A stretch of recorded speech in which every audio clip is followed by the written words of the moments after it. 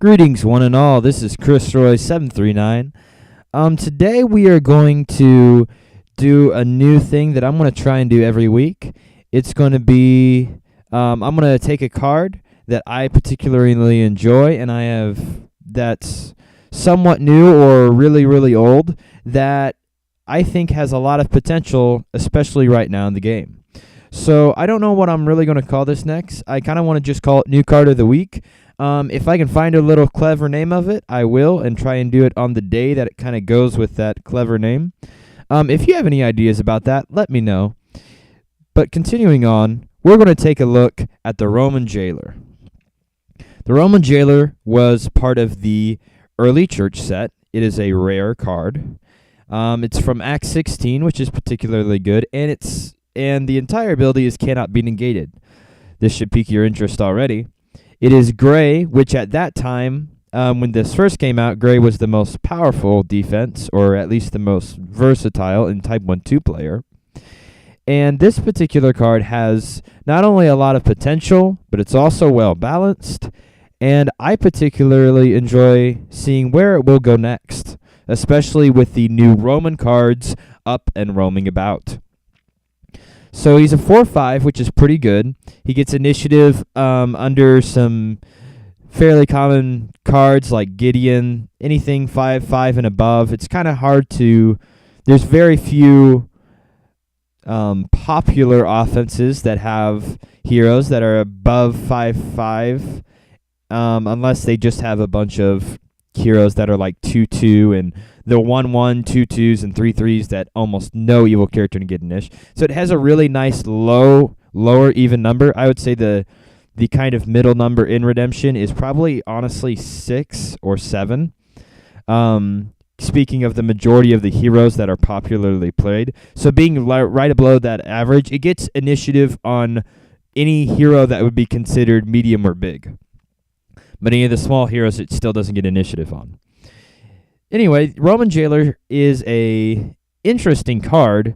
It starts out as an evil character, and it can heal and convert itself to a Clay and Red Brigade hero who's Roman and warrior class. That's really good as well. So let's read his ability. You may play an enhancement with a capture ability. After battle, you may heal and or convert this evil character. Cannot be negated. I really love this card for a couple of reasons. One is you may play an enhancement with a capture ability. Because of the yellow-red enhancement that says capture 2 human evil characters, you can use him as a kind of second combo J-Path. Or you can use him in defense as the undying play a capture ability. And let me step back here. If you guys aren't familiar with a card called Raiders Camp, let me explain it to you. Raiders Camp says whenever you capture a hero, place in this fortress. And when opponent goes for rescue attempt and wins the rescue attempt, you may release all heroes from here instead. So Roman Jailer, what he can do, he can enter battle, play an enhancement with a capture ability, capture a hero in territory, die and heal himself, cannot be negated, and then Raiders Camp activates and sends the hero back on his merry way. And as long as you have capture abilities, and long as he has heroes in territory, it's completely unstoppable. I really love this combo. I love this card. I've never seen that combination played. I'm going to try and eventually make a deck on it and post it. We'll see. I've got a lot of ideas that I want to push out. I want to do booster draft. I want to do a Type 1-2 game. I want to get back to my Armor of God. I still need to finish deck building 101.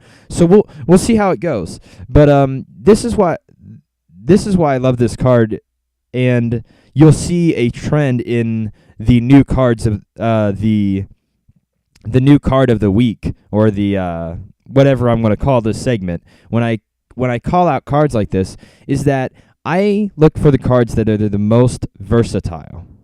One thing that I've been researching a lot of different other card games to see what makes them popular, and in their tournament bracket, what do their card games look for as the strongest cards. And I found a common aspect. Whatever has the most value. Now, value can be determined in a number of different ways, whether with power or whether with resources. But I think the best way to determine value in the game of redemption, at least, is versatility. Anything with ability has power or resources. That's why redemption is awesome, because there's such a variation of that. But being the most versatile deck so that you can take on any type of situation anywhere is the best. You want to be able to draw or not to draw. Every card you want wants to say may draw a card, not draw a card, because otherwise it's punishable. Every card you want says you want to search, you want to have it with the ability regardless of protection, because you want to bypass other people's cards that are trying to hurt yours. You want as much versatility as possible. A great card to represent this is Azahel.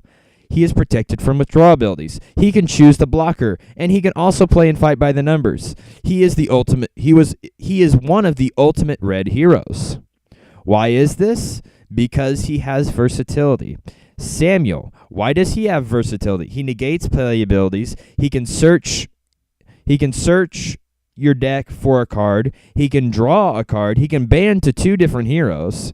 He has versatility. The more versatility you have in a card, the more everyone is going to play it. And the more success it will have, because it is able to do more in limited situations. Because one thing that I think that I've been really learning about the game of redemption, especially in playing Type 2, is that Type 2 opens a whole new world of possibilities. Excuse me for a minute, guys. I still have a terrible cough, so I try and cough away from the camera, and you just hear dead silence for a while. Anyway, Type 2 has a innumerable amount of just combos. And because of this, you have to try and predict more, and sometimes you just can't predict. So you have to go into the battle saying, okay, I can lose 5 different ways, but I can win 7 different ways. And that's why you go, and then you go for a rescue attempt. So it's all about the versatility. So this is the card for the week, guys. And the main reasons are, he's an evil character and a hero. He can heal himself, and he has an automatic combo. He's a great character in general. He cannot be negated. He's part of the new set, which is always awesome. And most of all, he's balanced. Thank you guys for tuning into this card of the week, and I hope to see you guys next time. Bye.